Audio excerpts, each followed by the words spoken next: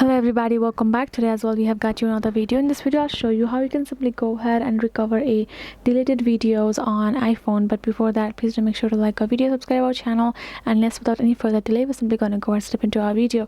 For the matter, simply gonna go ahead first access a particular photos of your app, and then here in this section you're gonna go ahead go to this option called albums.